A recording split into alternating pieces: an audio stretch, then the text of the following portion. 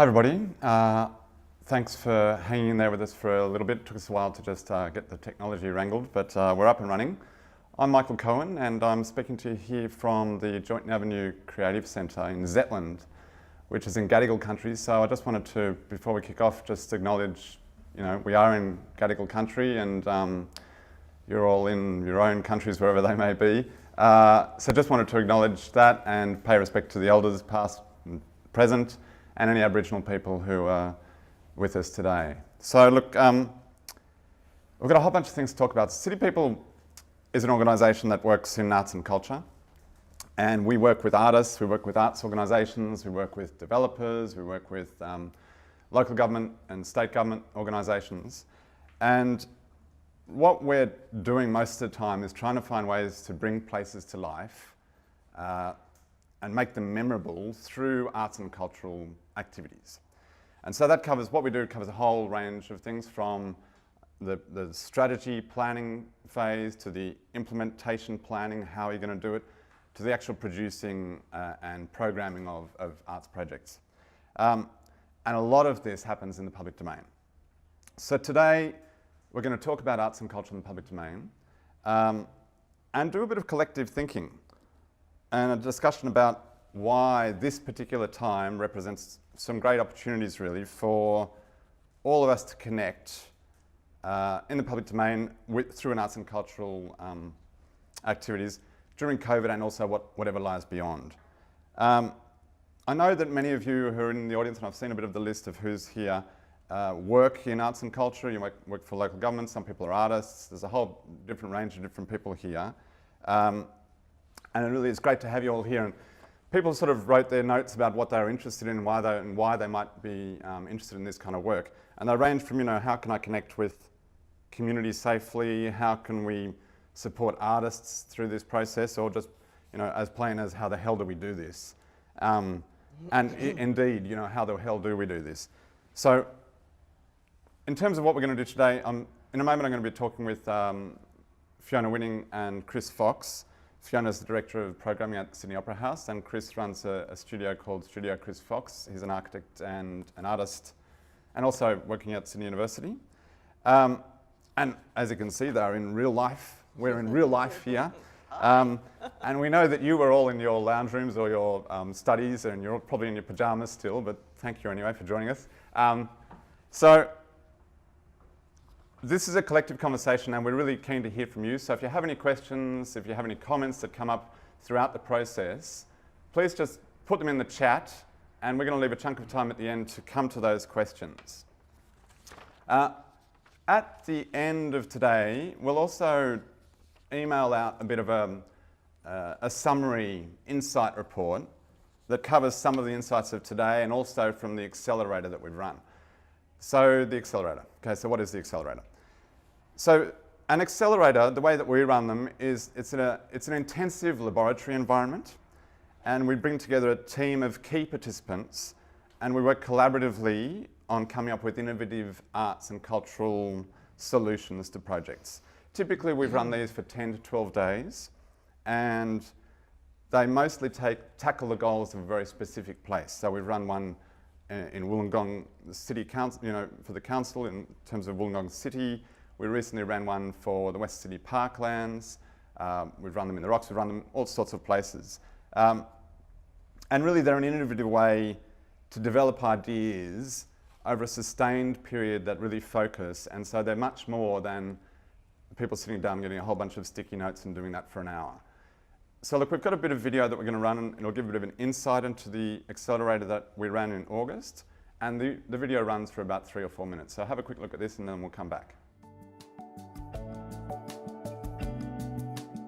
City People created the accelerator because we're actually an organisation that's about placemaking in the public domain and in fact bringing people together in the public domain, and that's in fact one of the things that's diminished during the COVID crisis. And we thought that lots of important arts and cultural institutions and artists were grappling with how do they continue their practice or how do they enable practice. COVID-19 is a shared anxiety. And that's probably why it's so important to think about different ways to bring back arts, activities, and community-based events in our lives so that we can actually address that shared anxiety. As we move through any space, as we enjoy events, as we listen to music, as we watch film, we don't often stop to reflect on how essential those things are to our experience every day. You know, I think people are feeling really discombobulated and in many cases very anxious and lonely. So I think the power of art in that context is all about connection and well-being, providing people with great experiences, collective experiences. We're sort of rediscovering our local spaces, and I guess I want to know, how do we bring arts and storytelling and connection into those local spaces? Seeing how parks that were once used are now being reused again, because they represent a genuine open opportunity where you can physically distance but yet be together. I think it's definitely changed the way in which public space is now used, the way in which we think about architectural or visual arts crossover, which is the work I do, and how in which that public space is then used in the future. So there's a really lovely nexus that can happen if some ideas that come from the creative sector and the businesses can start to benefit as well. I think it's been quite interesting to delve more into the idea of, again, not just thinking about how we're diminishing an existing experience or trying to just do something in a different way, but it's about how can we actually use this time and these challenges to create an ideal new normal, something that pushes the boundaries, that thinks about intimacy in a new way, something that explores avenues that we may not have had the time or space to consider before.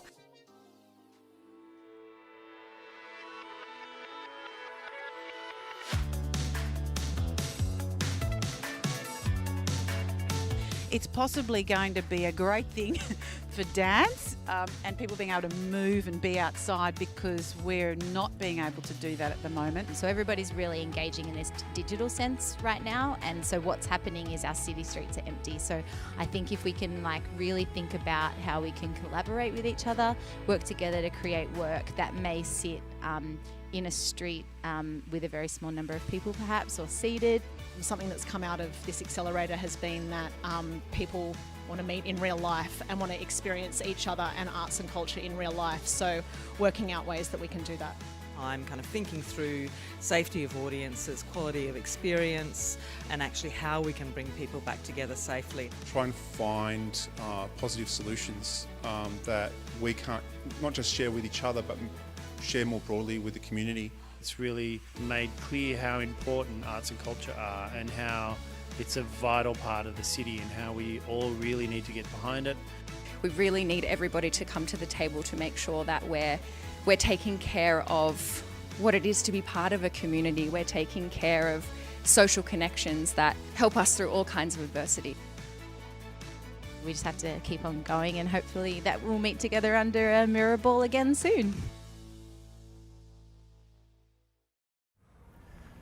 So that's a bit of a window into the context for the accelerator, and thanks again to the terrific team of 8 participants. And also there was some specialists who came and participated in that in the accelerator. We call them provocateurs, and you might have seen a bit of Jean-Frédéric Levesque in there. He's the head of the COVID intelligence unit for New South Wales Health.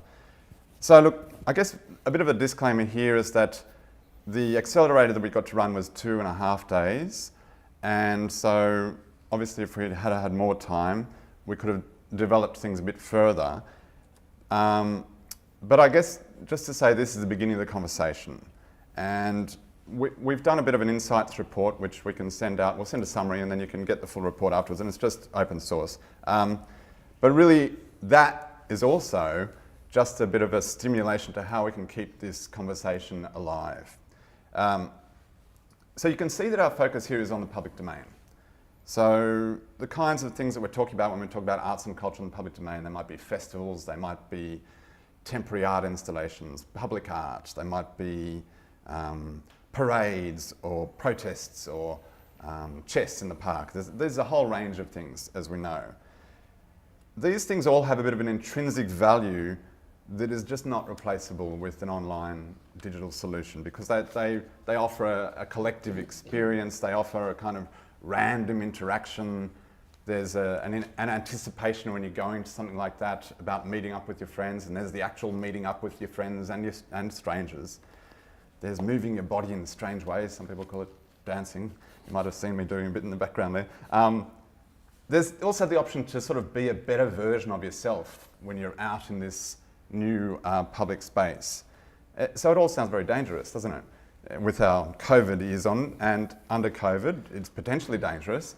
And it's also, actually, if you do it with more than 19 people, it's illegal. The public health order that we have in place from about April means that no more than 20 people can gather in the public domain unless you have an exemption for that public health order. We do know that we're anticipating that there'll be a new public health order probably at the end of this month, which might make some changes to this. While the prohibitions have been really effective in solving the physical disease, they've also sparked a greater kind of malaise, which is around a slow-growing malaise. And you heard Jean-Frédéric identify this kind of the anxiety that comes with COVID. And the mental health has a very real cost in terms of our functional capacity as a community. And if you know anybody who's lived on their own in a flat through a lockdown or 2 lockdowns, you'll have a very clear measure of what that's like. So look, I'm going to talk to Fiona and Chris now. Before I get there, I'll just say 3 things. We know that the outdoor environment is the safer option for mingling and that it's restorative for our health during COVID. We know that from years of research that arts and culture are actually very beneficial. There's indisputable results that show an improvement in people's mental health through arts and cultural activities. And the third thing I'll just say is that Australia typically has a very poor record of supporting the development of outdoor arts and culture.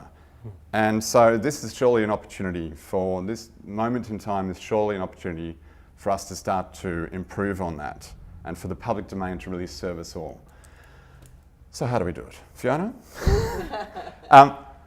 So look, as I mentioned, you're currently the Director of Programming at Sydney Opera House, but we know that you've run all the programs for Sydney Festival, you're across all of that programming, similarly at the performance space. So you've got a whole massive body of work as practicing artist, in indoor spaces, in gallery spaces, in outdoor spaces. Can you tell us a bit about what the impact of COVID was for you on your current work, and what would ordinarily be happening if there was no pandemic for you? And now, given that's all happening, what are the priorities? So what are you trying to grapple with? Yeah, it's at the Opera House. What we would normally be doing right now is, 6 or 7 shows a night across all of the different venues at the Opera House, and programming into the future. So obviously with the Opera House closed, that's not possible. What we are doing instead is planning and making changes to those plans and making more changes to those plans as we scenario plan when we might open and what the regulations might be and how they might ease as we saw them kind of in the process of close down. Is it going to be parallel? So we're constantly kind of thinking about that, and particularly about the safety of our audiences and our artists and our crew and all of our team. So how are we going to do this safely when we do open? We're also running a digital program, so we are still programming, and for us that was a really important decision to turn the Joan Sutherland Theatre into a digital studio and be offering local artists work at the same time as connecting with our traditional and non-traditional audiences. So it's been really important in terms of offering all different kinds of work to our audiences, obviously in the digital domain. So it is a public domain, albeit digital, and that's been free, and it's been fantastic to do. I guess though, you know, the big challenge for us is actually thinking about what is the future going to be. There is no snapback. So what is the snap forward? And we're looking at that from an artistic perspective, from an economic perspective, because the economics are going to change dramatically, and from a safety perspective and an audience experience perspective. So, I mean, you're in very different contexts actually, because Chris, you know, the studio Chris Fox has just done this. I just opened actually. I think you opened it just before we did the accelerator. Yeah. This fantastic new work, the Interchange Pavilion in South Eveleigh. People will, of course, know you from the interloop work that you did for the Wynyard Station, that fantastic reconfiguration of the wooden escalators. So how has, I imagine it's impacted you very differently in your kind of work. How has COVID changed your work, and can you see an effect on the future in terms of how it will shape your priorities in your work?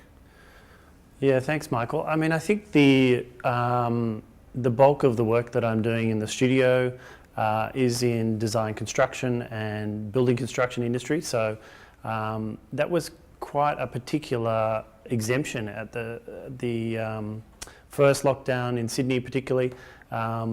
We were able to continue, and that was a very strange part of the project where we're doing the project down at South Eveleigh for the Interchange Pavilion, and we were really in the bulk of the construction on site. But the entire precinct shut down, and yet we were still able to continue in that mode of building construction. So that was a pretty strange occurrence in terms of how the crew was working and how we were able to try and keep that project continuing. I think there was a direct impact in terms of program. Obviously everything pushed out. We had particular materials coming from overseas, from Indonesia and Singapore, so that was delayed. We had border concerns in relation to crew coming from Brisbane that then had to quarantine or stay in Sydney for extended periods of time before they could go back, and so that was quite complicated. Principally, we were able to continue, but it just extended the project. I mean, I think the work I do in the studio is, at this stage, seemingly continuing. I think there's obviously going to be broader economic impacts in relation to commissioned public artwork and the way in which that is currently placed in relation to the contribution that private developers have to do, or if it's in the public domain for government, local, state, or ideally federal. There's a potential for that to be a more engaged involvement. So I think we, at this stage, are in a continuum, but I think the long game is quite at risk. I think there's a really big change that needs to happen. I mean, I think from the other side of what I do is teaching at University of Sydney. Seeing the impact on the tertiary sector for education has been insane, and I think trying to run the first year architecture program that I do in the first semester and that transitioning, I think seeing that sector have to be so agile and move so quickly, and now the subsequent impacts of that. I think we're seeing crossovers between all these different sectors, and I think they are all very much linked. Yeah, look, I think what's interesting in terms of the public domain area is, you know, because as you've sort of flagged, you know, there's a whole range of things that happen in the public domain, and when we're in the accelerator, as you'll remember, we were looking at various different contexts. We were looking at the kind of the big gig festival. We were looking at the smaller kind of activation, everyday activation that might happen in a place like South Eveleigh, you know, and typically there might be a range of programming that happens there. Or we were also looking at what happens when things go hyper-local. And we're really tackling this idea of what is irreplaceable. I want to just go now to some of the meat of what we were talking about in the accelerator, which was really, there were three areas that our conversations tended to cluster around. And there were things around arts practice and changes to arts practice. The second one was sort of changes to the public space, changes, you know, how public domain is actually going to respond to this context. And also really looking at the nuts and bolts of economic and regulatory support and how we can, you know, advocate for some change there. So Fiona, look, I just wanted to flag this, typically in the public domain, and some of the things you have on the forecourt or that you've done elsewhere, they do this. They try to bring audiences and artists and passers-by all together in this kind of free association, and they encourage ways for us to mix together. So that has to change. And in the Accelerator, we discuss a bunch of considerations around how arts practice itself has to change. It's not just about putting line markings out and keeping people within the lines. It's actually about how people make projects for that context. Can you pick some of the eyes out of what we discussed in the Accelerator and talk about a few of those potential changes? Yeah, look, I think one of the things that we talked about a lot was the mobility of artists and audiences. So, there's the mobility of artists in terms of border closures, but then at the events themselves, if we have all the artists here, we're lucky enough to have all the artists here and the audiences, it's actually how do we manage what we have to do in terms of contact tracing. So, is it about fencing? Is it, how do we make sure that we know who's there? But then also, how do we make sure that the free association is limited, I guess. Moving artists around, so audiences stay in the same place, but artists move. So kind of getting rid of the single point of focus being one stage. Do you actually have multiple stages? Or do you do events where you can actually see from a long distance? So we're talking big and high rather than single focus stage at kind of eye level. So we talked about those things and whether we move audiences all in and we kind of have to think about how we're going to create the arc of experience for the audience differently, so that maybe they all come in one area. They don't all come in at the same time. They come in staggered over time periods. And there have been many examples of art projects that have done this in the past. So we can draw on those, but we need to kind of escalate them to another kind of place. And then the audience moves through different space and has different experiences on the way. So we talked about that kind of thing. I think we also talked a bit about decentralising arts experiences, and I think do we, instead of doing one large big spectacle, can we do 15 small events in parks around the suburbs? And we've just seen a really great example of that with the Brisbane Festival, that did an event which was going to 190 different parks across Brisbane, and having a touring truck that actually had a local artist do a music performance in that space. So people either followed it religiously online and worked out where to go, so that they could see the artist they were interested in, or go to their local park and see what was there, who was playing. But also people actually encountered it. So I think they encountered it because they happened to be in the park with their kids. So I think that thinking about art products that are not necessarily about one destination is a kind of another way of thinking about it. I mean, I also think that I think that dance and circus and the art forms that are very specifically about intimacy of bodies are also really challenged in this space. And so how do people do that? And Emma Saunders, who was in our lab, actually, you saw in the video, looked at how do we actually get people moving and dancing in public safely. So there's all different kinds of things that were discussed, and yeah. I mean, it's interesting that thing about Emma, because one of the things she said at the end of the Accelerator, she was like, this has been great to be in the room with a whole bunch of programmers and producers and things, and a lot of the people in the room did have arts practice backgrounds, but were not necessarily doing that at the moment. Yeah. But she was like, we need this process for artists to be thinking about their practice specifically.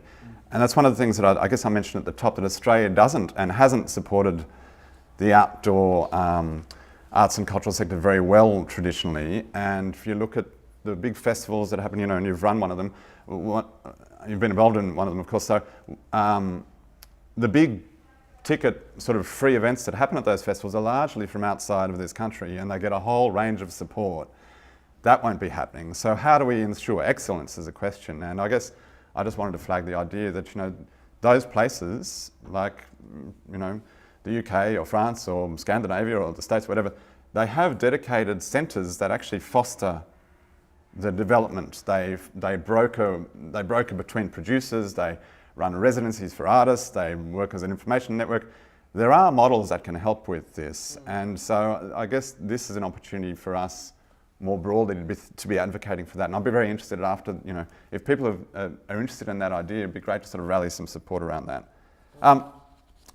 Look, I want to talk a bit about this idea of public space with you, Chris, because some of the work you do is in this, you were talking about South Eveleigh. It's a public place, but it's a privately owned public place also. There is this kind of changing face of what we know as private spaces, and we know that the CBD is very empty, for example, at the moment. There are a lot of private public spaces that are quite empty. Do you think COVID represents a bit of an opportunity for rethinking the public domain, what we consider as a public domain? Yeah, I mean, I think there's always this slippage between public and private, and I think there's the work that I do, and the South Eveleigh one you mentioned is quite interesting. It's a Mirvac site, so it's actually a private land, but then it's public domain. So even the roads are sort of private, and then it connects into the local government. So City of Sydney, there is overlay in terms of City of Sydney management and public art strategy. So there's involvement with carriage works and a pretty involved understanding of that public domain. But I think in the end, it's a real opportunity for private development, and particularly now in this time that government obviously needs to take the first step, and there's intention there. I think there's discussion that we're seeing in Melbourne particularly. State government is talking about the way in which the public domain and all the streets around the CBD of Melbourne are really going to be turned over to all the food and beverage along the main areas to allow for that COVID-safe dining. So there's an intention there, but I think it needs to go further, and we're seeing it here in the city. There's temporary bike lanes, and so I think there's a climate now where people are seeing the importance of it. The CBD, as you mentioned, is principally dead. It's just there is really hardly any activity there. There's obviously no commercial capacity in terms of all the offices, but we're seeing the impact in terms of the city streets. So I think there really needs to be a potential where state and then local government need to think about a governance around the way in which we're thinking about our roads, our lanes, our parks. But I think the interesting part, which goes to your question, is there's also pockets of private land which are either potentially in transition for development, but more importantly moving into development, or even with an existing use which is now becoming redundant. How can that space become more activated for the city? How can that be a potential for people to still have connectedness? We need more space. Principally this notion around 1.5 metres and the 20-person maximum principally determines that we need much more space to do anything. To have points of connectedness, we then need to rethink the way we use our city. And I think the private sector has a really important role to play, and perhaps they're the quickest to be able to act as well. We see an intention with government, but I think the private sector has a potential to really offer up a part of their space to run a festival. It could be an initiative that is set up to have arts and culture on a sort of a monthly basis in their site. So I think there's an opportunity which can potentially give kudos and reputation to that particular private sector entity, but it's an opportunity then, I think, to really take on arts and culture as a crucial thing for our city and our well-being. So you mentioned something interesting there, which is about, I guess, nimbleness, nimbility, I don't know what it is. So one of the things that we talked about was this idea of regulation, and actually it's been very interesting to see governments act quite fast, compared to how typically those things happen. That's right. So the last area we've got in the report is really around this idea of economic and regulatory support. And some of the ideas that we discussed in the Accelerator were things such as like a shared COVID-safe outdoor festival environment. If you think of there's a whole range of things that happen in the Domain, or the whole range of things that happen in Parramatta Park. typically the producing organisation has to do all of they're all doing their own, running their own little races, and whether that's liquor licensing or DAs or all of those kind of things. You put the COVID lens over the top of that and you've got a very complex, almost unworkable thing going on. So I guess, Fiona, I have a question for you around what do you think needs to be considered when we start to think about collaborative models that might help with this kind of new context that we're in? Yeah, look, I think there needs to be lots more collaboration between what we currently kind of think of as the subsidised sector and the commercial sector. We're all interested in actually being able to do events again, and we recognise the social value of that, whether they're paid events or free events. So I think it's actually, again, about collaborating to say, well, what can we do here? What's the infrastructure that's needed? Who's going to help pay for it? Because the economy is completely shifted. So if we think about the fact that, you know, one space normally fits 20,000 people, well, maybe now with social distancing it fits 4,000 or maybe 10,000. So that's half the, you know, if we're lucky, that's half the number of audience. And then, you know, and then cleaning and security and all of those things. So we have to completely rethink the economy, but we need to do that sort of collaboratively. And I think partnerships between commercial and non-commercial are really important to be able to do that. And there are examples of it. I mean, Sydney Festival did the infrastructure for the Domain for many years. It doesn't anymore, but that sort of served carols by candlelight and opera in the Domain and contemporary music concerts. And, you know, so there are examples of that. We just need to kind of go back there and work out who is going to help us do this, because actually the economy is changed. Yeah, and as you flagged it before when we were talking about art forms changing, the expectations of everybody is changing, whether that's audiences or sponsors or any of those. All the metrics are all different now. We need to really rethink what is the value, who's valuing it, and why is it important, and who's going to help pay for it. You mentioned a highly legal activity a moment ago, which was carols by candlelight, which is singing in public. Of course, lots of people singing in public is now 5 metres. We now have to be 5 metres from each other in order to If we were singing, we won't promise not to break out. But I think that, you know, what happens typically is that most local government areas will have a budget for carols by candlelight, Australia Day, Anzac Day, that's New Year's Eve, you know. And I think it's interesting because a lot of the people who are listening today and watching are from local government areas, and people are sitting there with these budgets for a carols by candlelight budget going, my God. So Chris, I have a provocation for you in thinking, okay, what we talked about is advocating that those budgets don't get absorbed into general revenue, and that we find other interesting, safe, COVID-safe ways to work with those budgets. Just off the top of your head, can you think of a complete reconfiguration of carols by candlelight in a COVID-safe way that, I guess, perhaps, thinking about objects in space, this is what you're doing, isn't it? You think about architecture and space and things. Yeah. You don't have to, of course, break one down, but it's a conversation we'd like to continue. Can you give us a few jams on that kind of perspective? Yeah, I mean, I think, I don't know if carols by candlelight is front of mind, but in terms of a spatial problem, but perhaps it's coming from the accelerator. We talked a lot about events, and I think, and maybe that goes, maybe the idea of carols is slightly different because it's more complicated with the singing, but I think the event system, if it's not decentralised, which what Fiona talked about, which I think was really interesting about the Brisbane Festival model, which was really interesting. There was sort of these over 100 different venues.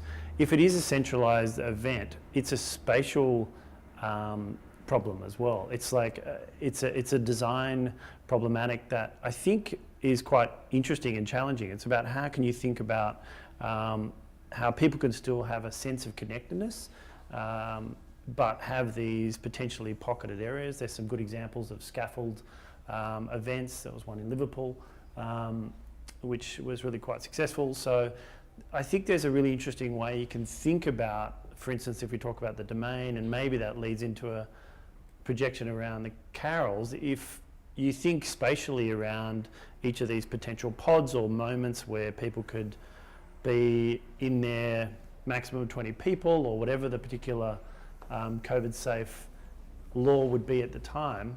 There could also be a rethinking too about the way we think about the events. We've talked about this almost paradigm shift in relation to how we think about connectedness, how we think about public domain. So there's a lot of changes that need to happen, but maybe it becomes a different spectacle. It's less about, in the Carol's circumstance, if we can't initiate the singing, perhaps it's much more about a sculptural outcome or a structure that is symbolic of that particular event. So I mean, there's maybe very different ways we need to think about maintaining arts and culture, the intent of the practitioners and the voices of the artists, but also connectedness and how we can retain that. And that's quite complicated when dancing is already quite problematic. You know, it's a very different time we're in. Yeah.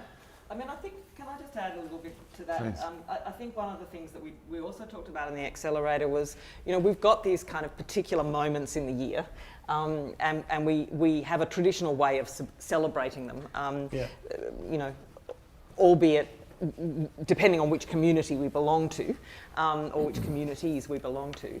But it seems to me that, you know, one of our challenges is, you know, what are the new rituals that we can actually make, and how can we encourage artists to drive that and support artists to drive that, so that we might actually, you know, not all want to flock into the city to see the fireworks on New Year's Eve. Maybe there's something else that we want to do.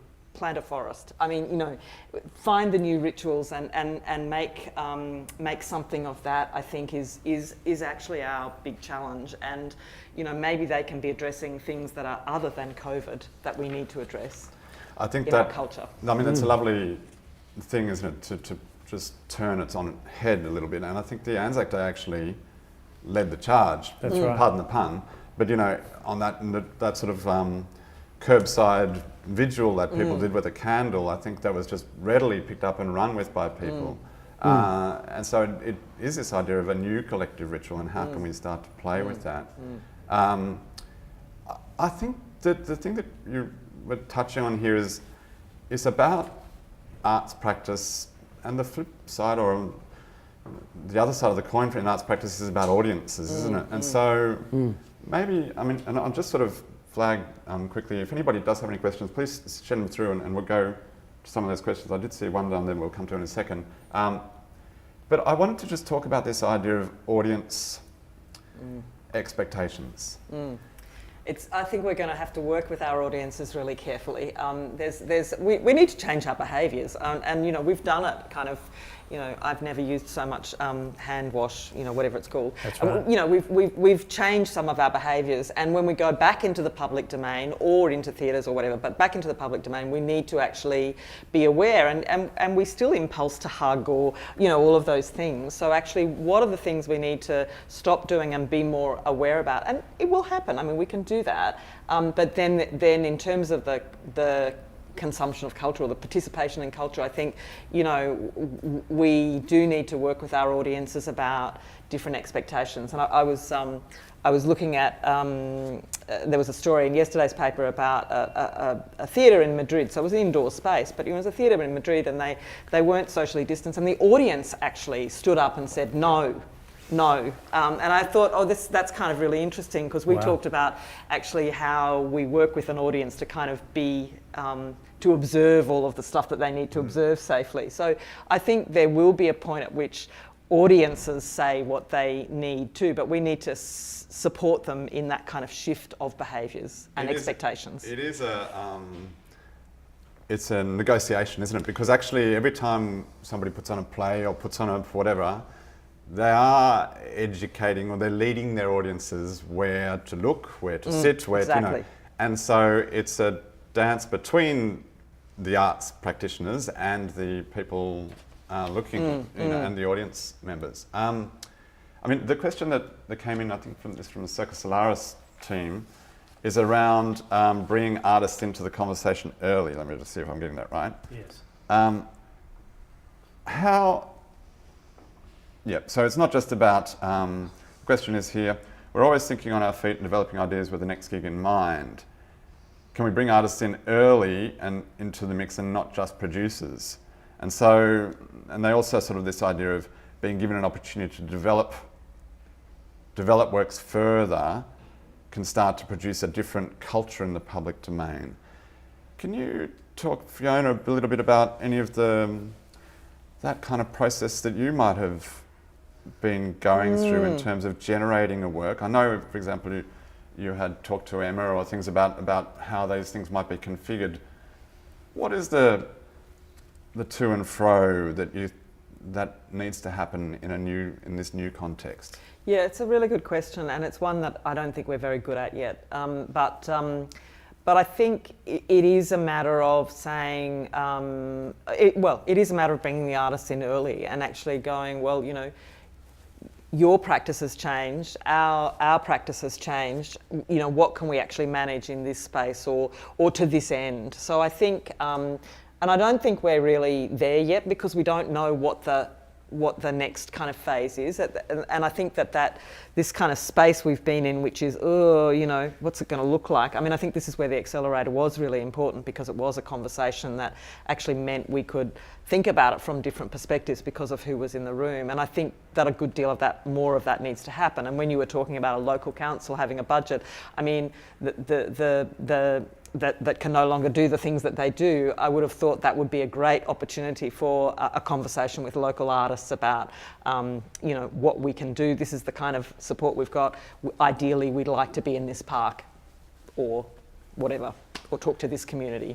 But I think, yeah, going to that point around artist engagement, I think there's a really important point now that we're in, that and yet the whole premise of the accelerator and your intro is really about mental health and the importance art and culture has. So hopefully there's a momentum that supports that.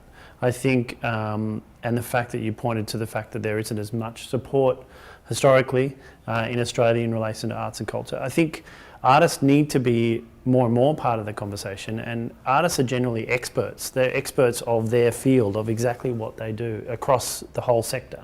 So there's an opportunity for artists to really join that conversation and start to advise, start to be involved.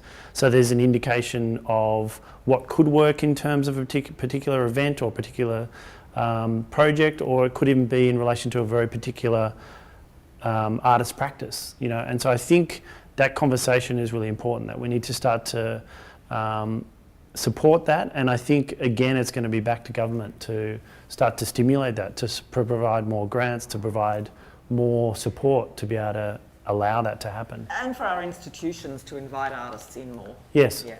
Yeah. I think that's, I think for an organisation that is an arts-based organisation like the Opera House, that's an easy thing to pick up in some ways because you're talking those relationships all the time. And I think maybe, Chris, in some of the work that you're doing, you know, you're working with people who are, you know, they are thinking about the place that they're developing the whole time and what they want, the pedestrian flows, or what they want in terms of, you know, activation and in those places to be like. For some people working in the cultural section of a local government, there's not a lot of, you know, some of those people are going pretty hard on their own actually. And so I guess the question is, how does that dialogue, how do we facilitate those conversations? Because there are, as you say, it's about getting artists into the conversation, but there's a bit of a brokerage role there that I think is a missing link in some ways. Yeah. Look, there is a question here that's come through around, okay, look, while we're still in the answer, I'll read this one out. So it's from Pippa Bailey. And she says, one big challenge is enabling artists to be fast-tracked and supported to act quickly. Funding systems have generally been so slow and production takes so long. So how do we help to be more nimble and dynamic in this space? Any thoughts?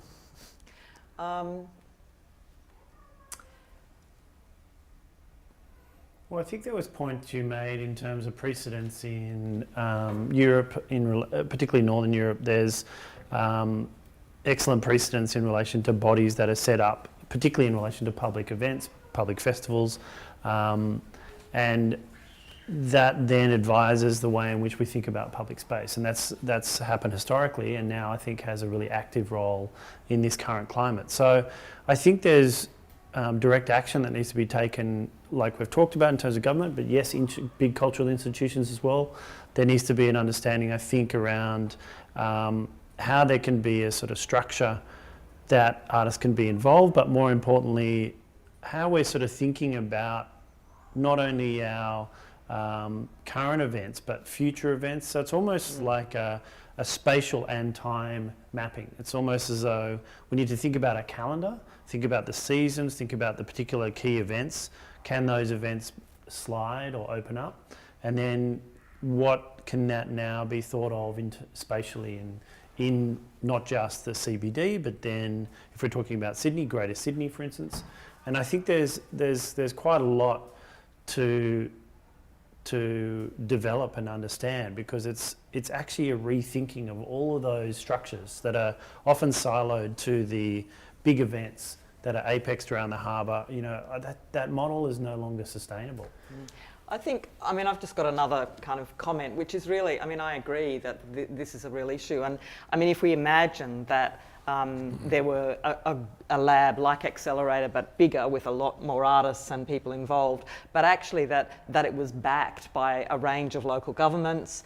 And so not only was there a lab where future thinking and collaboration kind of can occur, but there's money behind it, so that straight out of the lab, 4 ideas can be researched and then 2 go to production or something like that. So again, it's kind of requiring collaboration at a bigger level in order to invest in the research and development that can happen quickly. So that's the kind of thing that I think would be fantastic. That's a great idea, those kind of networks. And I know there was a network between some of the festivals that was run out of Tasmania. I think it was called Insight, maybe? I think it was an Insight collaborative framework. I don't know whether it still runs, but that's those kind of networking models that are good for artist development and also good for making, you know, co-collaborative models for making work, I think is really on. And there is the Major Festivals Initiative, which could actually partly support that, actually, but usually it's about artists pitching their ideas. It would be great to actually do a lab that then,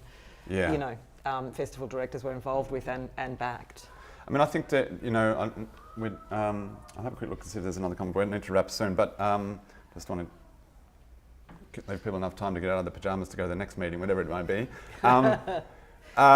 So the Australia Council has got a paper out at the moment called Reimagined. You can make a submission to that with recommendations, and I think this kind of thing that we're talking about is really where there's potential for us to be thinking collectively around this issue. Just have a quick look at the chat here, because there was a comment here about public events in terms of Indigenous representation, which is very interesting, because actually at the beginning of the Accelerator, we heard from Lizzie Barrett and Paddy Gibson, who were a couple of the organisers from the Black Lives Matter rallies, and so we're really tackling things on a whole other level in terms of elders' safety and, you know, a whole bunch of things that you can imagine what that process was like. So yeah, it did very much inform our thinking. It was a real kind of fire in the belly kind of moment for us all at the beginning of the Accelerator to be hearing from them. We've got 4 minutes. I'm just going to have a quick thing. Okay, there's one here from Dan Rook, who runs a terrific little festival in Tasmania. Well, little, it's, you know, it's still 2,000 or 3,000 people that how you reimagine that when a small bit of rural Tasmania is a lot of grappling, I'm sure, going on down there. So he says, more thoughts on how arts orgs collaborate or get support from the government or private sector. We found that the arts sector are having to self-organise because everyone is so focused on their own industries, which that is the world we're really living in, isn't it? Yeah, it's a really important point. I mean, I'm not putting City People's hand up to be an organiser here, but I think that the potential for this conversation to kind of start to push some bigger buttons is a very interesting one. So if people are interested in that, it'd be great to hear. Look, I just want to do some a quick wrap up until where we're going from here. So firstly, thank you to you two for coming in today, and thank you for being in the accelerator, and to the other people that were in the accelerator. Really, thank you so much for just jumping into the unknown, because it is a very strange conundrum that we're all dealing with, and it was great to have some thinking in the room from those people. Also the provocateurs who came along to stimulate our thinking, so really thank you to them. Thanks to the City of Sydney who supported this accelerator, and to 107 Projects who were our venue partner. And thank you very much to the Story Mill for really supported us with the webinar and the video pieces for this work. What we will do from here is that we have got a summary of the Insight report. It's a sort of 3 or 4 page document which we'll shoot out to everybody who's registered today via email. You can have a read of that. That'll lead you, you can then click on a link to the full Insight report, which is, it's about sort of 25 pages or so. That sort of, it lays out the thinking, the rationale, the drivers in a bit more detail, and that'll just be free and it'll be on our website. I guess just also to say, we're very interested to hear what this is like for people, not just as the format of the webinar, but whether this conversation can continue. So we'll shoot out also a bit of a survey. If you've got any thoughts on that and about how we can continue this, it'd be great to hear. So we'll put a link in with the report that we sent out. I don't think there's anything else we have to add. Should I be saying anything else that I've forgotten? No, looking around the room. Thank you so much, Fiona. Thank you so much, Chris. Thank you. See you all soon.